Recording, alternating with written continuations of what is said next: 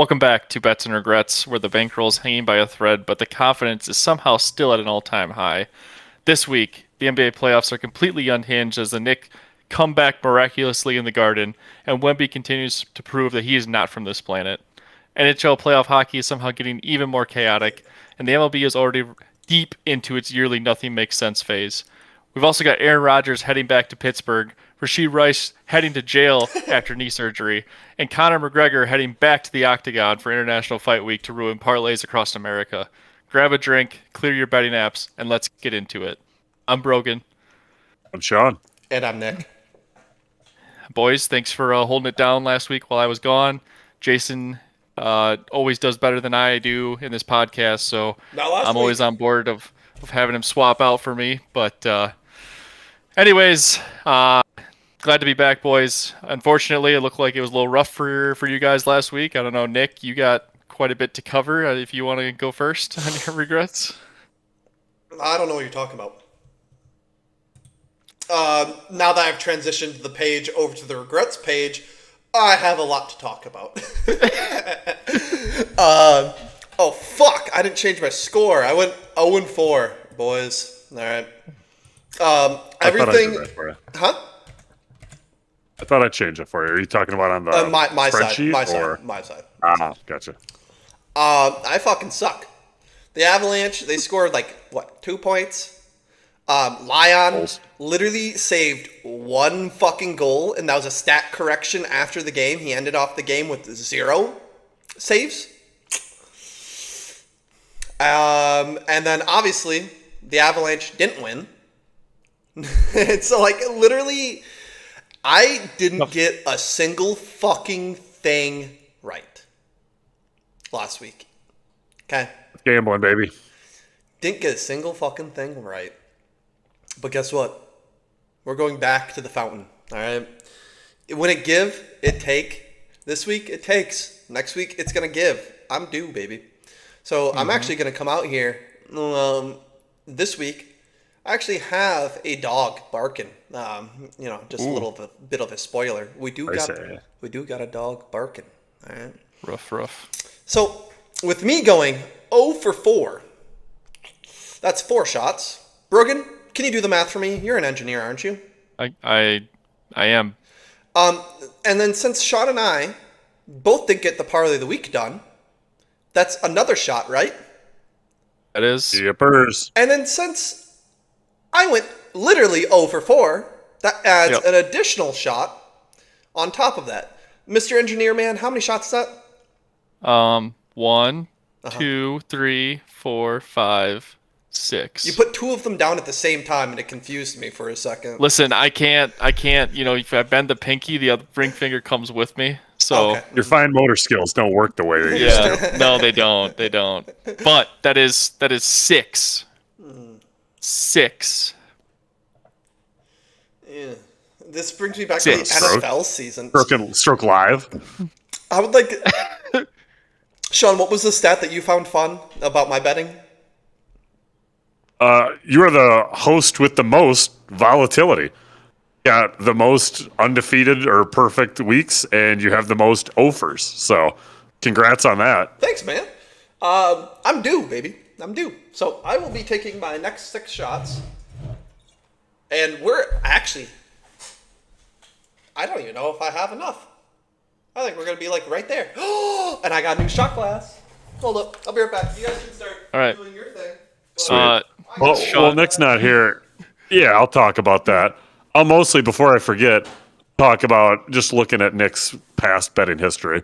And we got to get NHL season over so Nick can start betting baseball again, because he has been betting hockey and UFC since April. He's had exactly 2 MLB locks. They both hit, naturally, but just hasn't touched it. Hasn't even thought about it since.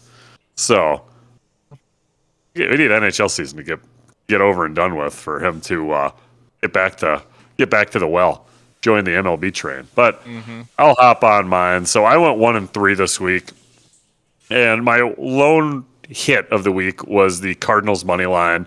They were playing. Who are they playing? I think they were playing the Royals, and they took care of business there pretty easy. My next one was UFC, just a nice little 2-leg parlay of Malcolm Wellmaker money line, and that didn't hit. I think he got subbed in like the second round or something like that. Parlayed with Sean Bannon versus Nikola Kalari over 2.5 rounds, and Banna got, or no, that was to go the distance essentially. So Banna got subbed with like pretty early on in the second round, so that didn't hit. So that's not great.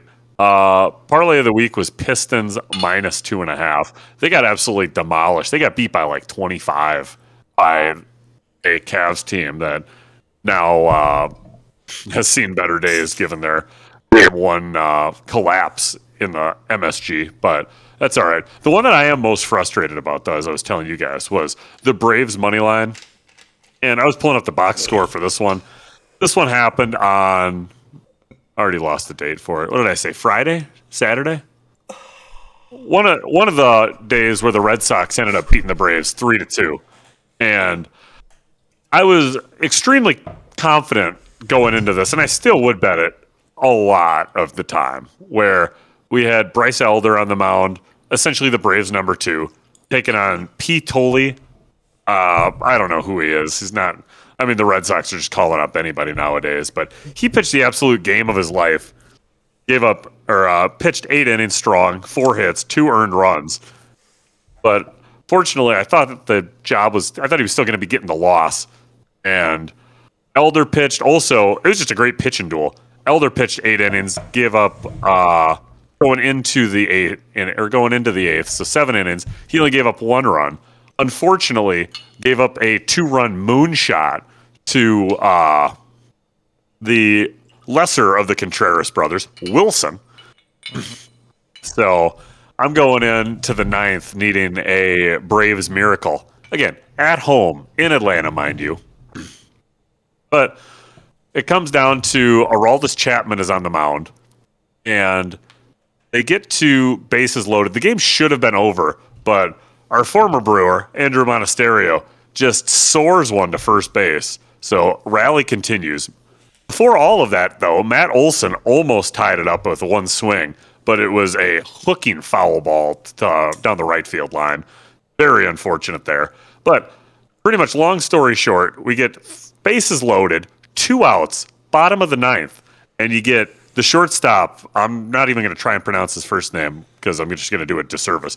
But the last name is Kim, or first name's Kim. That always confuses me. Anyway, Kim hits an absolute missile right at Chapman's ankle. Starts rolling down the foul ball first base line. But Chapman somehow sprung up just the right amount, gets there, starts running, flips it to first. Kim dives, beats it he doesn't beat it. The ball gets there maybe about a foot and a half before before Kim gets there. So he's out.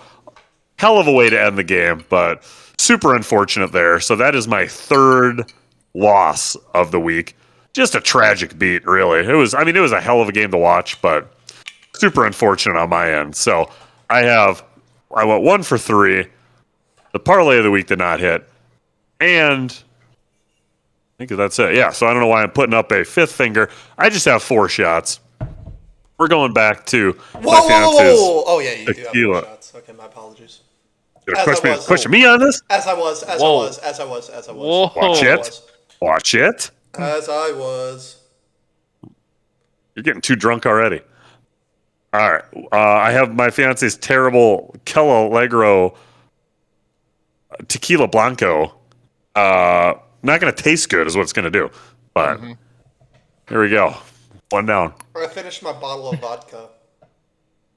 Hell yeah. All right, I have 2 regrets I got to get out of my system here.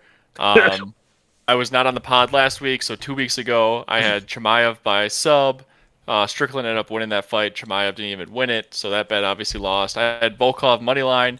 That one was also a little questionable, but Volkov did get the decision, so that's sweet. The Avalanche money line haunted us 2 weeks ago. We added it to the parlay of the week as our 4th pick, and then it ends up not hitting for anybody, so that sucked.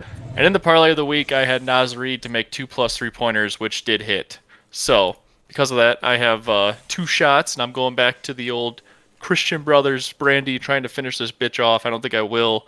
I'm not manly enough to do 2 shots with that much left, but we'll try to put a dent in her here and hopefully get her finished off in the next episode or 2. Nick, are you eating a burger live on the pod? I haven't eaten yet today. Fuck you.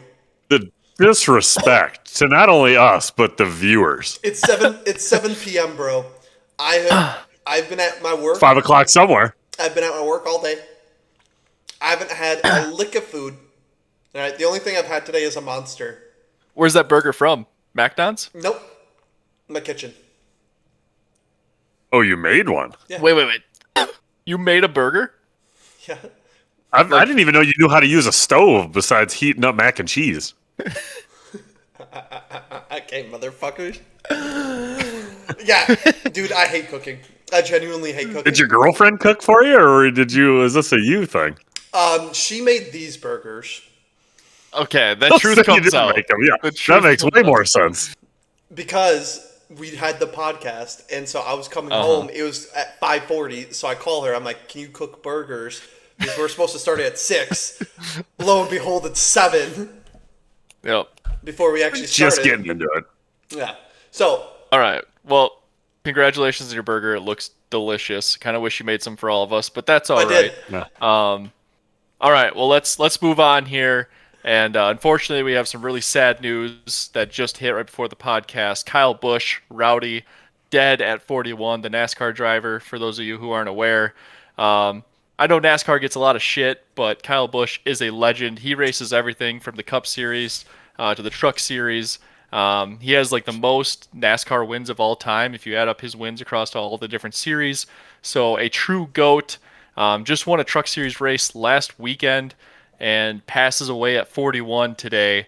Very unfortunate. He has 2 kids, I believe. Very sad story. Rest in peace, Kyle Busch.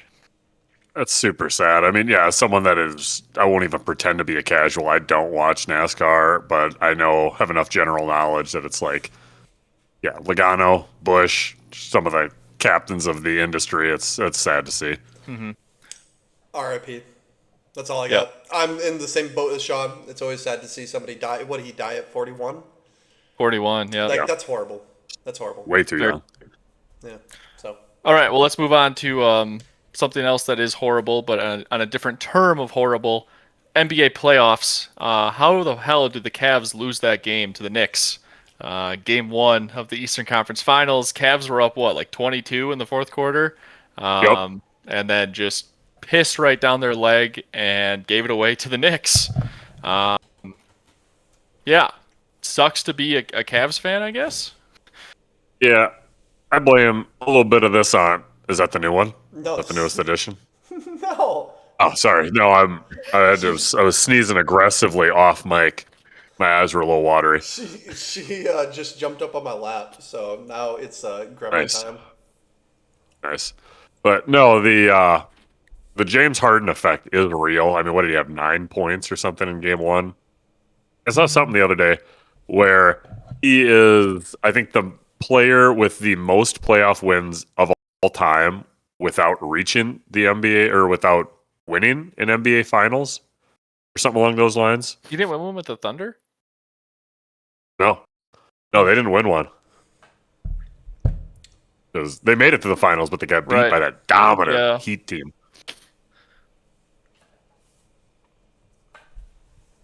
Well, I don't have a whole lot to add here because I didn't watch the game myself. I did check the score and saw the Cavs were up by like 15 or 20, and I was like, damn, like that's coming out strong.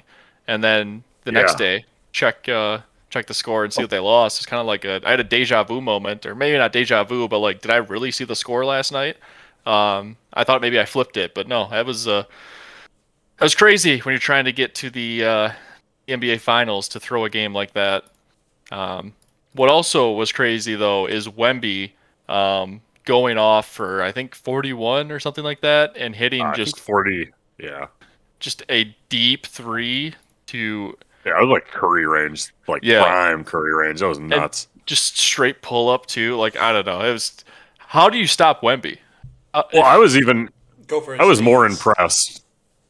Yeah, I mean, really, like injuries with anyone above 7 foot. It's sad to say, but it It typically is. happens. I mean, science doesn't know how to care for those kind of guys. Whether it's like the Bill Walton style foot fractures that nobody knew, like he just thought just thought he was full of shit back in the day.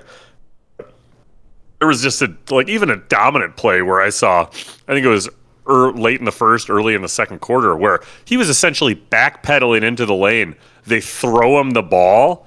He like does a turnaround left hand. I swear to God, he might have just gotten to his tippy toes and just throws it down. I don't know how you stop him unless you're. I'll just start pushing this out here, even though nobody's going to listen. Like if OKC does lose, trade for Giannis, give the Bucks everything, and you get your Wemby stopper and probably a title or two. Yeah, no, it's this. I was literally telling this to somebody the other day, where if he within the next 3 years, if he's healthy and remains on this trajectory, he's going to be the face of the NBA, and honestly, pretty good hands. Even though he's a Frenchman, I don't necessarily love that, but it's fine. I'll tolerate it. I He's won't. a hell of a player. I won't, and I don't really watch that much of the NBA, but I won't tolerate him being the face of the NBA. Well, that's why you can root for Alex Pereira to knock a Frenchman out and reclaim a title. Okay, you know what? You have me. Yeah, I'm sold. Yeah.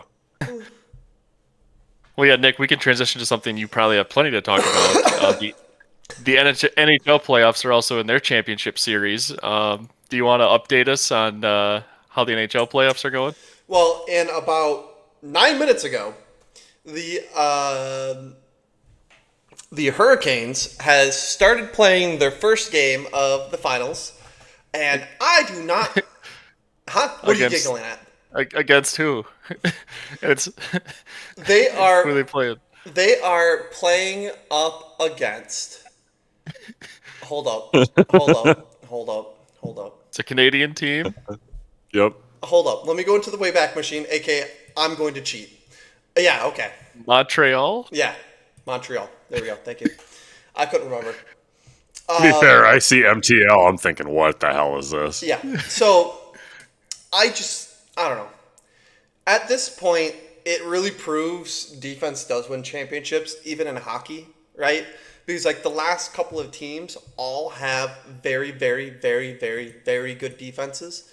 Um, the only team that has an extraordinary offense to complement them is the Hurricanes, right? I've been saying this for a long time. Like the Montreal has a very solid defense. I think they were top 10 this year. The Golden Knights, I think, have a top 5 defense. The Avalanche have a top 6 defense, while the Hurricanes have also a top 6 defense. But the best offense to go with all that is the Hurricanes. So I don't know. I think the Golden Knights, unironically, have a decent shot against the Avalanche. I know earlier I was saying that it's going to be the Hurricanes and Avalanche finals. The Hurricanes are going to be there, right? No ifs, ands, or buts. The Hurricanes are going to be there. They might drop a game or two, but out of a series of 7, that's just not going to happen. They're not going to lose an entire series unless if like they already won the championship in my eyes. I'm not gonna lie. They're just that good. They've just been that dominant the past couple of years in offense, defense, and then in penalty shots. They've been top of the fucking line, right? They're blue bloods at this point. But going to the Avalanche Golden Knights series, I think that series actually becomes a little bit interesting. Because obviously the Golden Knights stole the first game away from the Avalanche. I thought the Avalanche was going to win. I didn't realize how fucking good the Golden Knights defense is. They have such an elite defense that I can totally see the Knights winning it. I know the Avalanche had a little bit of time off. I think it was like 5-6 days, just less than a week off of a couple of hockey games, which I know can really rust up a team. That can rust up a team in any sport, right? Basketball, football, whatever the fuck. Like when you're watching football and you're seeing your team coming off a bye week, you're like, yeah, my team's off a bye week. We're totally going to shit stomp this other team. And then your team loses, right? At least for the Packers, that seems to be the common trend, especially if we get a first round bye in the playoffs. For some reason, we'll just fucking lose, and we'll just chalk it up to our team being rusty. Well, you got that rust versus rest factor. Like, how much is it actually beneficial? Not to swing it back to basketball, but that's also why the Knicks and OKC were ice cold the first games from each of them. They just had too much rest time. Exactly. So, the Avalanche could have ran into that issue this past week of it's just like, we haven't played a little bit and our opponents have been playing, so what the fuck just happened? I do think that the Knights defense is really that fucking good that they're going to be able to compete with the Avalanche. Now, will they be able to compete with my Hurricanes? No. But against the Avalanche, I do think it's going to become an interesting series. Once again, I'm just slightly more than casual in hockey, right? I'm not like the hockey head. I'm not the puck head, but I do follow it more than anybody else on this pod. So comparatively, I do have the best insight. It's kind of being fucking king of the morons out here, right? You're king of the morons, but how far does that actually get you? So that's me at this point. I do find it really fun to watch the Golden Knights because I've always been a fan of defense. And so I'm actually high key rooting for the Golden Knights to beat the Avalanche. Do I think in a series of 7? Do I think that's going to happen? Because the Avalanche does have a better offense, but the Knights defense is so fucking tight, and the way that they go about their penalty shots and how they restrict the opponent from actually shooting shots at the goal is really, really all around impressive. So I do hope the Knights win out against the Avalanche. Do I think that's going to happen? I think Avalanche might, or I think the Knights might steal a game or two. I think I think the series is probably going to end off 4-2, where the Avalanche wins out at 4 and the Knights win out at 2. And then I'd be so fucking surprised if Montreal stole more than one game away from the Hurricanes. Because I can't emphasize, the Hurricanes are just that fucking good. Okay? They're just that good. They're just that dominant that if Montreal steals out more than 2 games, I would be fucking surprised. So, Nick, how many games have the Hurricanes lost so far in the playoffs? oh fuck. I think maybe 1? 0? I was about to say I was trying to reinforce your point there. That I couldn't remember if they dropped a game. not yet. Yeah. Now, They're just that fucking Nick, good.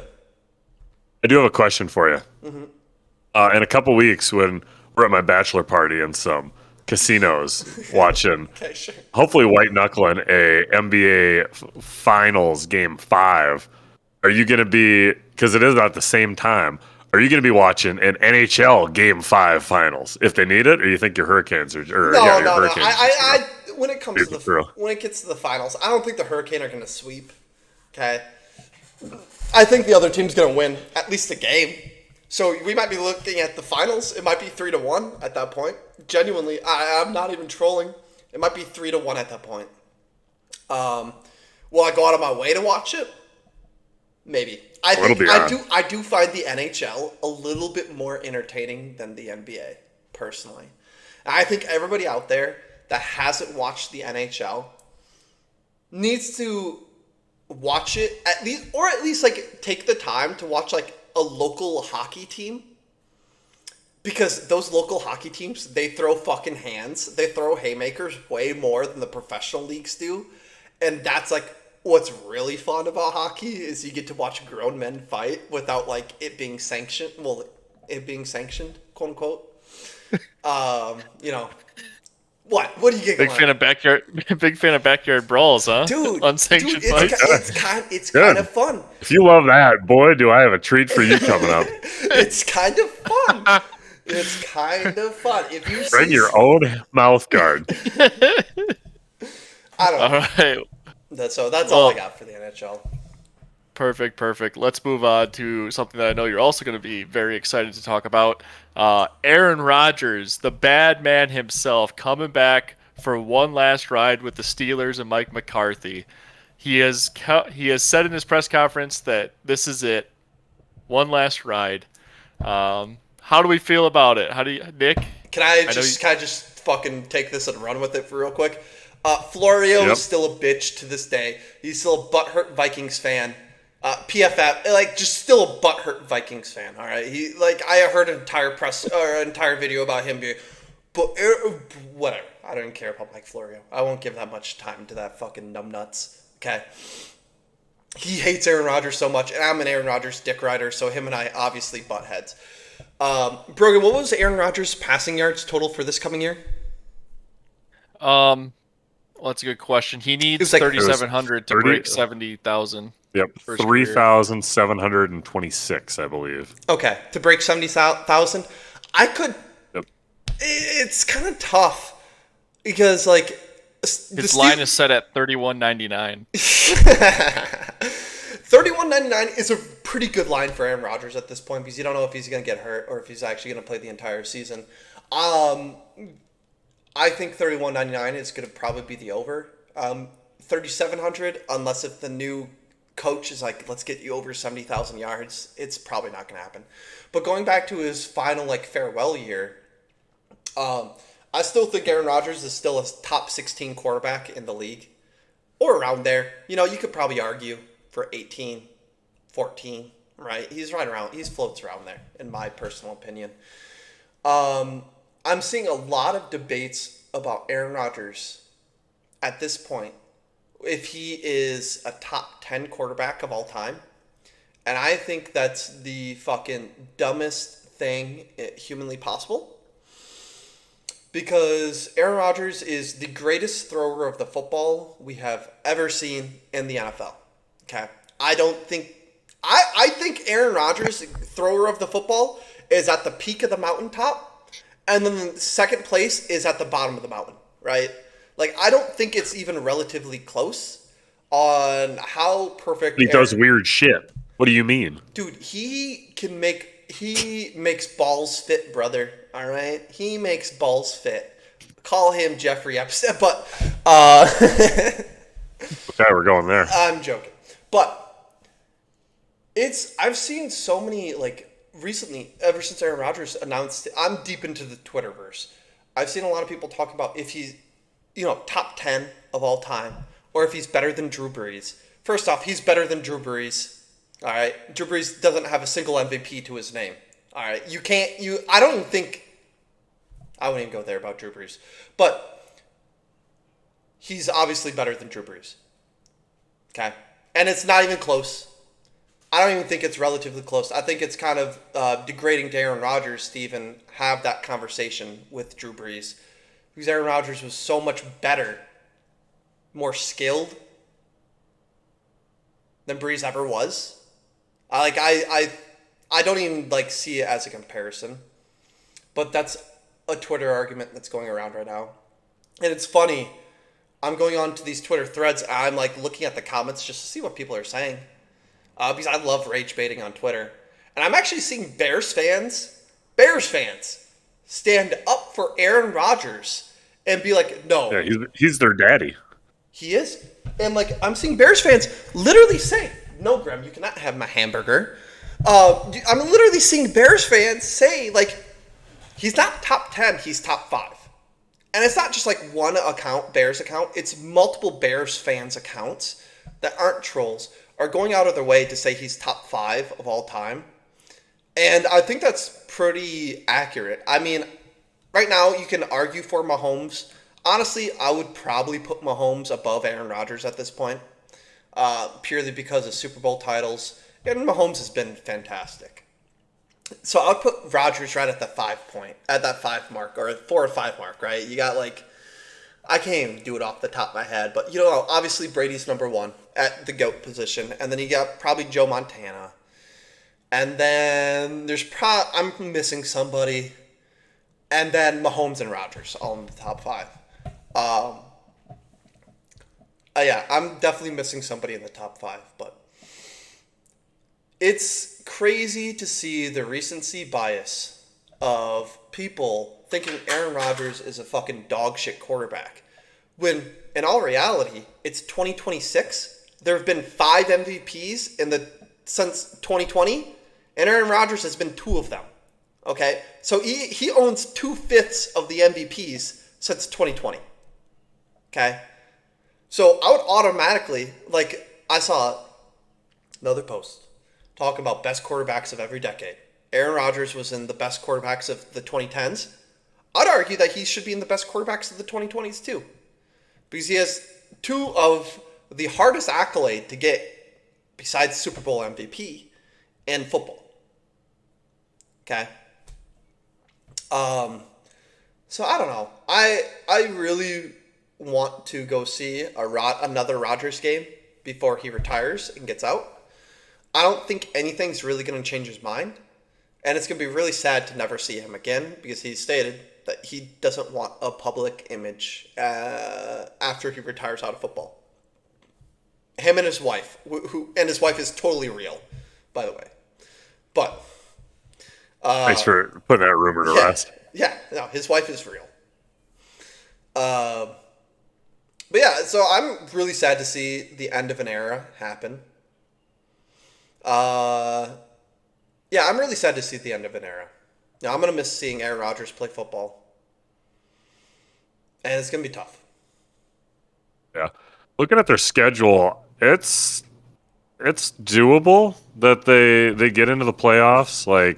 We're also going to be, I teased it a little bit last week, we're going to be doing a full division breakdown future-wise for all 8 of the NFL divisions coming in the summer months at some point. I'm planning on waiting at least until a couple more odds and shit open up from our good friends at DraftKings. So if they want to get on that would be much appreciated so I can start betting some other dumb shit.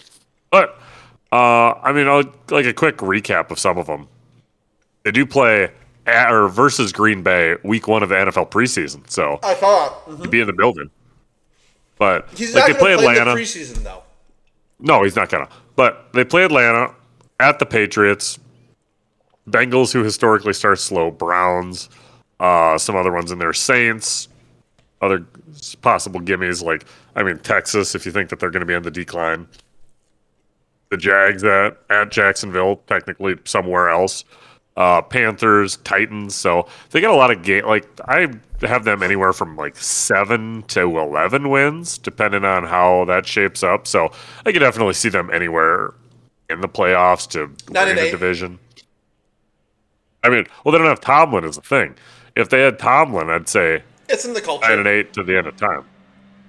Is it culture? Though? It's ingrained in the culture at this point. How much of that is the culture? How much of that is old Mike Tomlin? You can't. But sure, now you they can have put another Mike in there. They have another Mike in there. All right, they have Mike McCarthy. And do you think Mike McCarthy is a good head coach? Eh? You think he is? Defend your argument right now. About what? Whether Mike I think McCarthy I said being a good coach. So he's a good head coach. Yeah. I think he's fine. His only times he's ever really done something is when he's had a quarterback, but that was about 5-6 years ago. And well, he did pretty well with the Cowboys. He was all right with the Cowboys when Dak was all right, and they had Micah Parsons. They had an all right defense. They had a pretty decent running game and a good O-line to be able to protect Dak. Didn't the fucking Cowboys go 14 and I don't even know if it was a 17-game season at that point. 14. The Cowboys were dominant that year. The Packers dick slapped them in the playoffs. Yeah, that's a faulty, that's a false record. We all saw that coming a mile away. Everybody in their we all saw that coming. Who the fuck saw that? You kidding me? Come they on. Were a 2 Come on. Were they a 2 seed? They were the 2 seed. No, they were one. No, they were the 2 seed because we beat them. Yeah, they were the Yes. 2 seed. Yeah. Yeah, so they weren't They probably had like 12, maybe 13 wins, and yeah. I think they had When 13 Green that Bay year. comes to town, shit starts getting tight. Okay. Super, super tight. Dude, no way. Did you go into that fucking Packers-Cowboys game thinking the Packers how much money did you put on the Packers to win against the Cowboys that year? Wasn't able to get down to Illinois in time. Oh, you drive down to I Illinois. didn't bet it. There's no way you anticipated the Packers beating the fucking Cowboys that year. There's no way. I always have faith. There's no way. There's no way. I always had faith. I didn't think they were going to beat the shit out of them. I thought they were going to escape. No, when I went over to Brogan's, Brogan when and I we're were ever in the totally dance. anticipating a fucking dick slapping. That might have been the last time you've been here, too, by the way. Anyways, continue. I'm trying. Okay. Don't never count me out as a fan when it comes to the green and gold. I always think we're going to come out on top. Okay. Until it doesn't, then I get real sad. Okay. Yeah. No, I get it. I know you're a Packers fan. Obviously, right? Obviously, but like, dude, you can't tell me you went into the Cowboys game and you were thinking that the Packers were gonna win. Like, I'm a delusional Packers fan, but even I was like, dude, we're probably gonna get fucking beat into the goddamn ground here. I had all the confidence in the world, per Shut usual. the fuck up. This time they just delivered instead of let me down aggressively. Uh, And I also came in going into the next week, going into the number 1 seed, thinking, yeah, we got this too. And we almost fucking won. So yeah, I think we had a really good team that year. Yeah, we could have surprised a lot of people if Jordan Love didn't throw it directly to a defender in crucial crunch time moments. But he's just trying to take neither here after nor there. crying Caleb Williams right there. Throwing the game I was away. trying to do a service to Brett Favre. Oh, and the other quarterback that you may be thinking of that could be higher than him would be the sheriff, Peyton Manning. Thank you. I was like, I'm missing somebody out of my top 5, but I can't think of it right now. Yeah. Yes, Peyton Manning would be up there too. Even though his second Super Bowl. All intellect, dude. All intellect.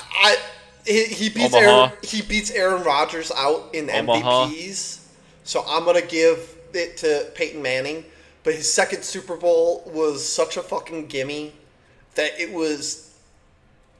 Come on, we were all calling him. I'm pretty sure, Sean, you started calling him the corpse of Peyton Manning. Yeah, the corpse of Peyton Manning was able to get it. His body, his like athletic ability was out the window. He couldn't he's throw still the ball. He couldn't throw the ball. Yeah, but he's still the smartest player. Like, he's the most intelligent player the game's probably ever seen. I mean, he's able to do shit at the line that you and I couldn't even fathom. Yeah, obviously. So he's able to check. Well, yeah, I know, but he's able to check like the right routes, read the defenses, not throw it directly to a receiver or defender. Because again, if they're just getting a fucking lollipop out there, they're going to take that shit to the house. And they relied heavily on the defense. They had a good run game. I mean, I'm well aware they beat my 2015 Cam Newton Ace Boogie Panthers. I was pissed. Yeah, they had an otherworldly defense and a quarterback that was able to make the right reads. Yeah, I guess. So yeah, that Peyton Manning would be. I would put personally, I'd put Peyton Manning above Joe Montana, all time. I like Dick Wright, Peyton Manning. I think Peyton Manning's, like you said, one of the smartest quarterbacks of all time. And until he had that neck issue, which degenerated his throwing arm, I mean, he could fucking sling it, you know. So I would honestly put Peyton Manning number 2, right behind Tom Brady. But I mean, that's just me though. I thought you were going to say Peyton Manning's the best of all time. Like, get the fuck out of here. No, I can't even argue against Tom Brady being the GOAT. Like, the best of all time, Aaron Rodgers, right? I think Aaron Rodgers is the most talented player to ever step foot on the field in terms of the quarterbacking position. In terms of GOAT, you need accolades, you need championships, and I would definitely call Tom Brady the GOAT. And so I think it's kind of a moot argument at this point to argue the GOAT versus the boat, you know? Because, like, I still see that, and it's just like, I used to argue that all the time. But like to me, it doesn't matter anymore because like, what's tangible? You know, rings, MVPs, accolades, that type of shit. You know, and Tom Brady has. If Aaron Rodgers would have won 7 MVPs and 1 Super Bowl, I would have argued that. I would have argued that Aaron Rodgers is better than Tom Brady all time. I would have gone down in I would have been glued to my face till I died. But Aaron Rodgers doesn't have 7 MVPs, right? And unironically, I would argue that getting an MVP is harder than winning a Super Bowl, right? I would argue that because of what? A fucking 53-man roster wins a Super Bowl ring, while every single year only 1 MVP trophy goes out. That would be my argument, but he doesn't, so I won't. Speaking about trophies going out, it's not in the rundown, but Jackson Smith and Jigba getting the NFL Defensive Player of the Year. Did you see that? Congrats, I did see that. How the fuck does that happen? How does that impressive. happen? People just don't give a shit about their jobs. Well, okay, but like the first thing too is like at the NFL honors, Drewski had that whole bit when they announced the NFL Offensive Player of the Year. I'm pretty sure too. So like they shit on Jackson Smith and Jigba there by having Drewski do his stupid performance, and then they send him the Defensive Player of the Year award with his name on it. Like kind of a slap to the face to JSN, honestly. Yeah, even the people engraving that. I mean, I'm sure they have automatic robots, but like they don't look it over and think, yeah, this looks right. Well, right. Like, how is there no quality control there? How is the person who was handing him that trophy like? How I don't. Yeah, it's a mess. Nobody gives a shit about their job, dude. I don't know. Talking about somebody who doesn't give a shit. Speaking of, Rashee Rice does not give a shit. So Rashee Rice, if you don't know, got into a street racing incident that then got him sentenced to 30 days in jail. And it sounded like he could kind of pick whenever he wanted to do those 30 days in jail. However, he tested positive for THC during this period, so then they instantly put him in jail. Now, the funny part of the story, well, not funny, maybe, but he just had a knee procedure to clean up some things in his knee. So he just had a knee surgery, and now he's just thrown into jail, has no chance to rehab his knee surgery, and he's in there for the next 30 days. Yeah, that sucks. I thought it was necessarily like a probation. I didn't actually think that he was going to have to do time served. But I thought, yeah, he just violated the probation, so he had to go to jail. I thought it was going to go away if he like lived an all right life, or at least semi non-questionable until the season started. I thought the NFL also was just going to sweep the shit under the rug. But yeah, like I get, yeah, NFL players getting popped for THC, but like especially if you're already in major headlines for doing some sketchy shit, you can't be smoking pot or taking edibles or whatever the fuck. And yeah, you got to be on the straight and narrow for a little bit, especially getting some kind of a knee surgery when your legs are your moneymaker, and I guess your hands. But come on, you just got to be more careful. This is ridiculous. It's just so dumb to me that the NFL still has this fucking substance abuse policy with marijuana, when so many states are saying like, yeah, and I think that was the violation of the parole. I don't think that was an NFL thing. I understand that.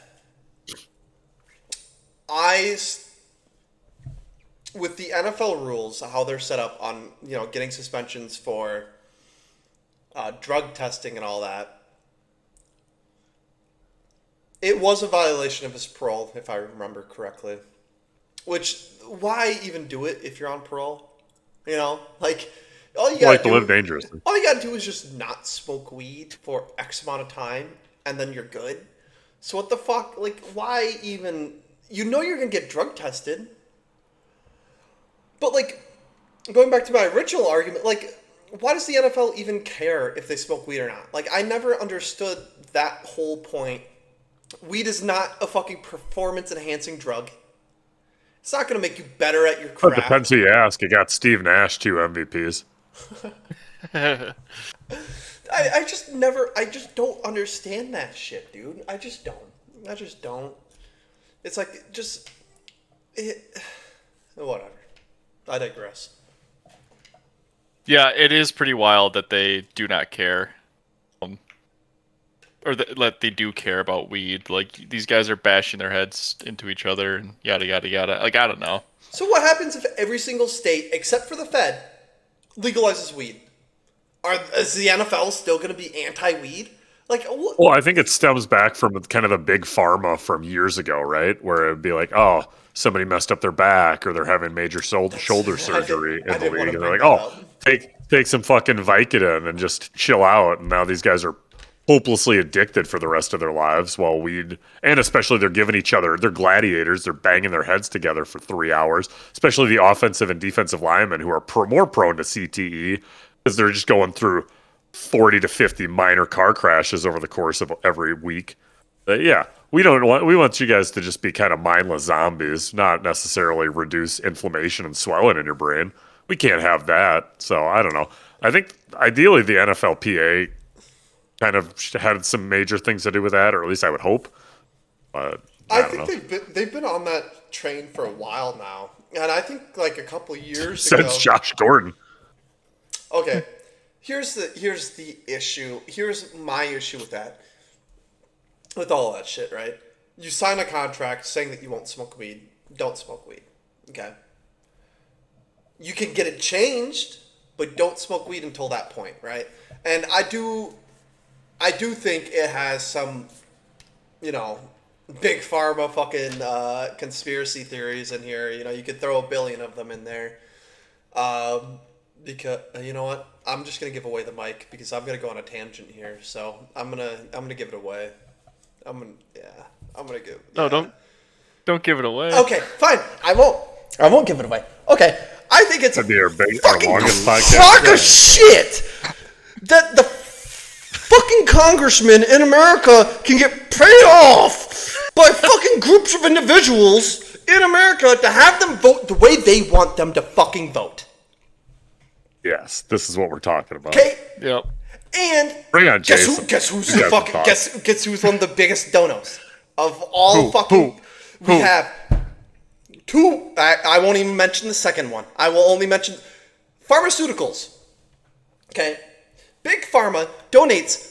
I forget the amount of fucking money off the top of my head, but it's so much fucking money that they donate. A lot of cheddar. And it's just like, how is that legal? How is that legal? If I took money as I'm a flight instructor, fun fact. If I took money as a flight instructor to go push somebody through, to go get them to a fucking exam, and when I know that they're not fucking prepared for it, I'm going to get dick slapped. But guess what? Guess what Big Pharma can do? Either way, I do think that the NFL is a little bit in obviously, we see Big Pharma's advertisements on every NFL game. You can't watch a single NFL game and not watch a fucking Ozempic commercial. Okay, that's just not gonna happen. First off, Retatrutide's better than Ozempic, so don't use Ozempic if you want to lose weight. Or some dick pill commercials. Exactly.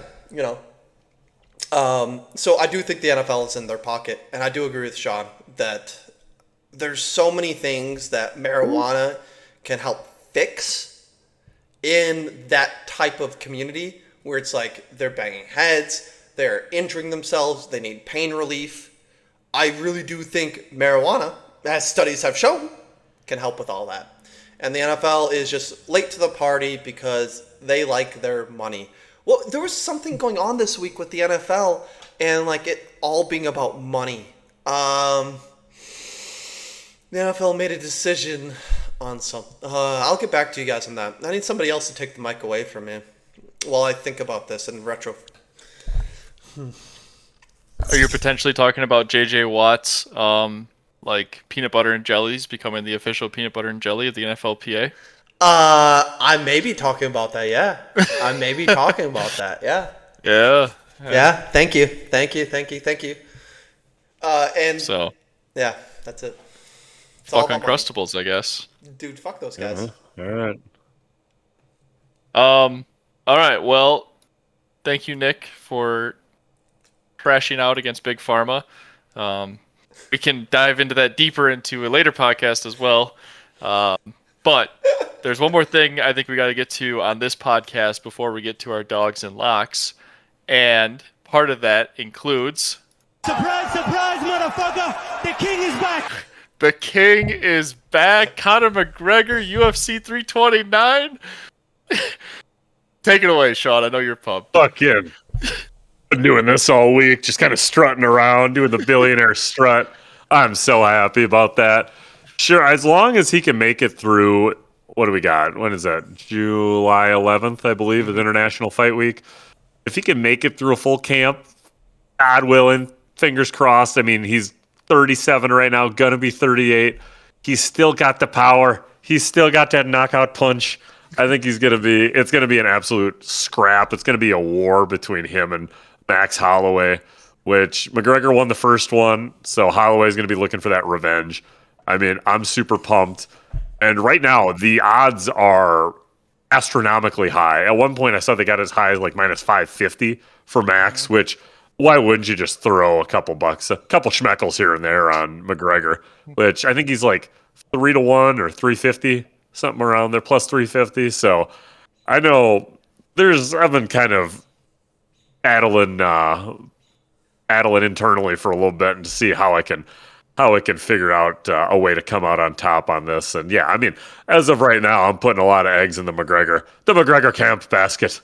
It's going to be absolutely awesome. Can't wait to watch that because unfortunately, my first McGregor fight that I really remember was where he beat the shit out of Donald Cerrone in like 2017 or 2018. Don't necessarily remember wasn't that big into UFC beforehand, but I definitely went back and watched a lot of those old McGregor fights. And Prime McGregor is something else. I do think that, speaking of somebody that got a little bit into drugs that probably shouldn't have, but if he's able to kind of recapture that hunger, that drive, that eye of the tiger spirit that kind of captivated America. Apparently Ireland wants nothing to do with him. Fucking, that's fine. We'll claim him. But yeah, I mean, I'm just super excited to see it if he is healthy. And I mean, Holloway's no spring chicken either. He's 34, so they're still pretty comparable. Unfortunately, Holloway seems to be in the prime of his fighting career with the way his last couple of bouts have gone. I think it's going to be an absolute stand and bang. I think McGregor could surprise him with some grappling or something and get a extremely boring decision or win some rounds that way. But overall, this card is awesome.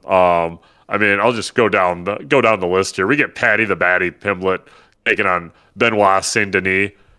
We got Corey Sandhagen, Mario Batista, Gable Stevenson making his UFC debut. I mean, even all the way down, right? We got Brendan Royval, we got Kavanaugh, then we got the light heavyweight prelim fight of the night between Bobby Knuckles Whitaker taking on Nikita Krylov. This is one of I feel like I say this the last couple of cards, but this has been an absolute banger card after banger card. So very excited. Definitely worth a watch. Mm-hmm. Yeah, I'm super excited as well. Can't miss that one. Obviously, the UFC Freedom 250 card is also a banger about a month before that. And then in July, we'll have International Fight Week with Conor McGregor hopefully making it there. And fingers crossed.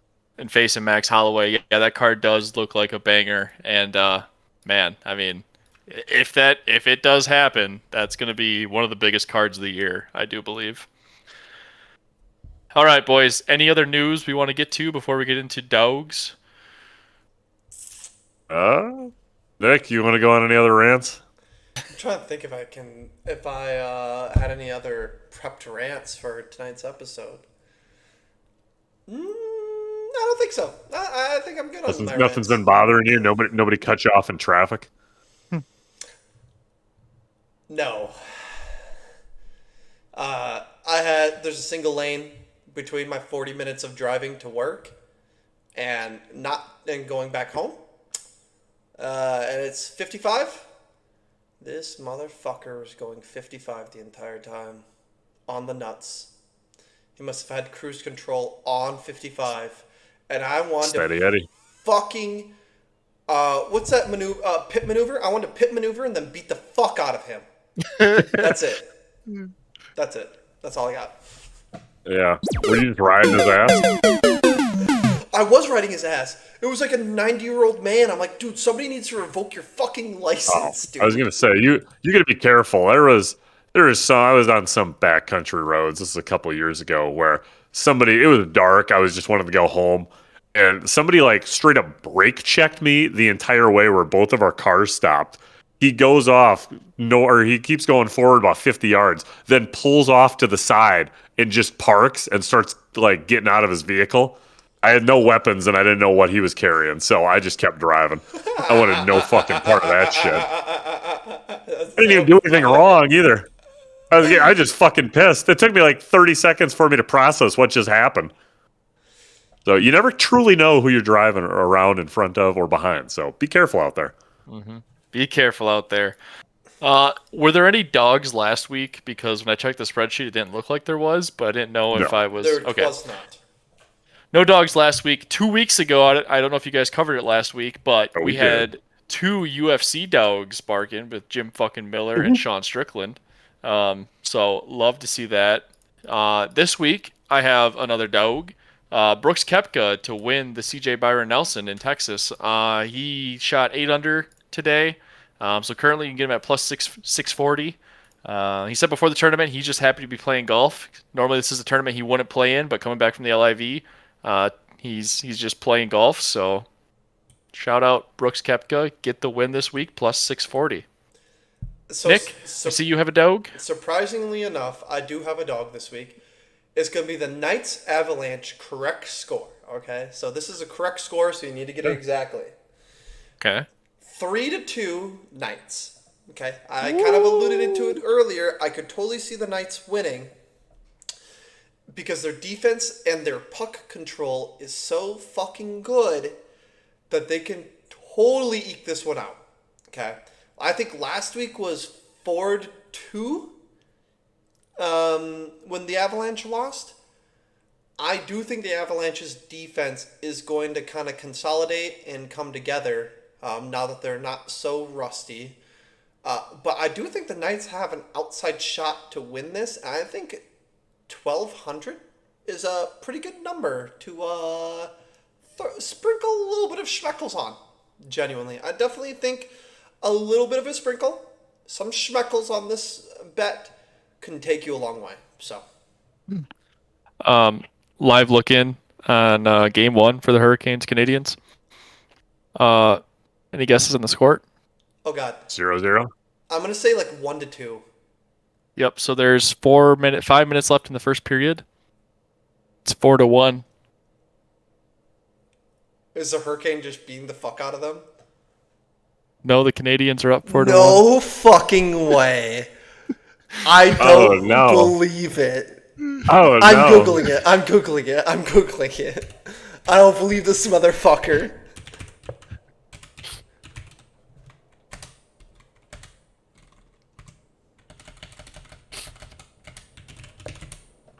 Wait, what the fuck? Yeah. I told you they might Yeah. drop one. All right, let's get to the locks. I already got a loser. Let's get to the locks. I got a loser. I'm You don't know disappointed. that. You don't know that. You don't know I that. got a A loser. lot of, You don't lot know of that. puck left. There's a lot Do of we have the puck locks Lot of up? Do we have the locks up? We have the locks I'm up. depressed. We have the locks All up. right, I'm gonna go first. All right, first one. Oklahoma City Thunder to win in San Antonio in Game 3, plus 105. Unless Wemby goes off again, which he certainly could, I think the Thunder are going to kind of control this series. So OKC at plus money. I mean, I know it's basically even, but seems like pretty good value there. Second one is the one that I'm all suddenly depressed about. I had, before this pod started, Hurricanes money line with no overtime at minus 115 for this game 1 against the Canadians. Yeah, they're down 4-1 in the first period, so that's not great. I need the Hurricanes to win before overtime for this bet to hit. So they need to score 4 goals, and the Canadians need to score none. So that'll be a shot next week. My third lock is going to be Dodgers money line against the Brewers on Friday, May 22nd. Brewers have been hot lately, but I don't know. Kind of a pessimistic bet here, thinking the Dodgers are kind of come into American Family Field, also known as Miller Park, and beat the Brewers in Game 1. And then for the parlay of the week, I'm going to take Caitlin Clark to score 20-plus points. She's done this in the majority of her last 5 or 6 games, I believe. It's cashed every time. So I like that. On Friday, I think they're playing the Golden State Valkyries. Caitlin Clark's going to drop at least 20 on them. Sean, Nick, who wants to go next? I can go Sure. first, I guess. It doesn't matter to me. Okay, rock, paper, scissors me right now to see who goes first. Well, you went 0 for On 4 shoot. last week. On shoot, I'm going. bitch. On shoot. All On right. shoot, bitch. I'm going. Bitch. I'm Put up going your rogue hands. here. Put up your fucking hands. Nope. Nope. You're not going to bully me into this. guy stinks! That's Nope. to you. No, by I the also way. I didn't quite put it down, but I also have a dog. This is for tomorrow. Muntaka Murakama for the White Sox for Friday. 1 home run at plus 435. I just feel like that's going to happen. He Yep. hasn't hit one in a while, so always worth a little sprinkle there at 4-1 odds. Then moving on to the Dow or locks here. We got the Knicks minus 5.5, taking on again, hopefully a struggling Cavs team that I saw was like 31-31 when I checked last. Next one, MLB. We got Braves money line. They're taking on a pretty decent fish team in the Marlins, but I think they were up at least 1 or 2 runs last time I checked. Then back to the NBA. We got a Mitchell and Brunson 56 plus points combined point total, and that is minus 121. And then last one for the parlay of the week. We're going to the UFL, and we got the Louisville Kings minus 1.5 point spread at minus 115. That is my contribution for the parlay of the week. Nick, take it away with your puck. All right. I'm going to butcher this fucking name. Dorio, I am not even going to fucking pretend to know how to pronounce it. Anytime. You got it. Nope. Dorofayev? Thank you. Anytime goal scorer at plus 205. He's one of their top goal scorers for the year. At plus 205, I mean, like, I get it. To me, it's more of a 50-50 on whether or not he actually makes a goal, because every single game that they win, he fucking scores. Okay? So, give me Dorofayev at plus 205 for anytime goal scorer.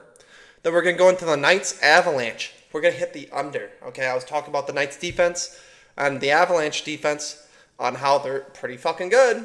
Well, I think those two heads are going to clash tomorrow night, and that they are not going to be scoring a lot. There's not going to be a lot of pucks going into the nets. Okay, I don't think so. I think defense is going to be pretty staunch, and I don't think there's going to be a lot of scoring. So we're going to go with the under on that pick, and then we're going to hit the fucking puck line for this game, baby. All right, it's all Knights Avalanche because the Hurricanes are playing right now, and I want to put out a bet while we're doing the podcast. So, Knights Avalanche puck line at minus 105. Okay? Now, you may be thinking to yourself, Nick, you're kind of fucking all over the place on your bets here with this Knights Avalanche game. I would agree. One of them's got a hit. One of them's got a hit. The other one is a dog, okay?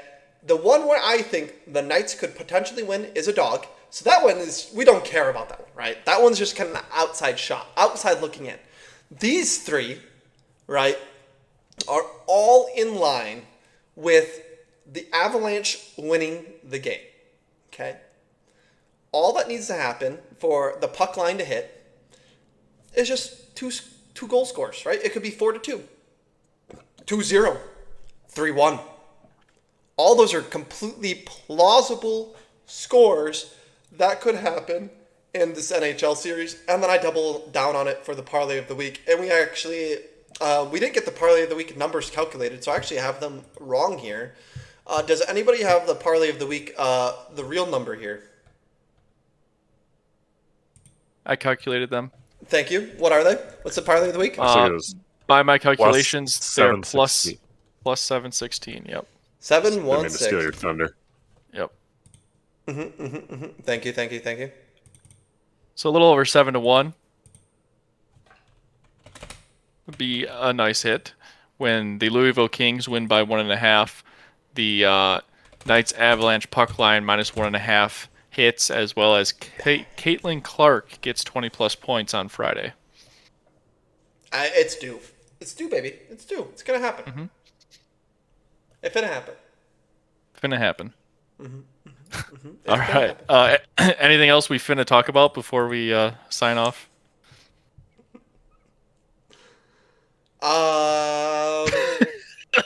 Come on, A lot Sean. of dead air.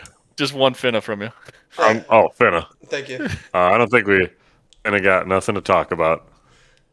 I feel like something else in the NFL world happened that I'm just fucking blanking on right now. Stafford signed an extension. Thank you. Yeah. Did we talk about that'd be the that? one. No. No. Stafford signed an extension 1 year. It was like $48 million. Something like 55. that. 55, thank you. It was $55 million for another year. So that's it. I was about to say, like, I know there's one other big thing that happened in the NFL world that I can't fucking think of. Thank you. That's it. I rest my case. All right. Well, that's the card for this week. Some bets will cash, some will turn into regrets, but either way, we ride. Make sure you're subscribed. Make sure you're following Sean on Twitter and getting all of his nerfies. We'll be back breaking it all down next week. Bet smart, and if it misses, take the shot. Goodbye. See ya. Bye-bye.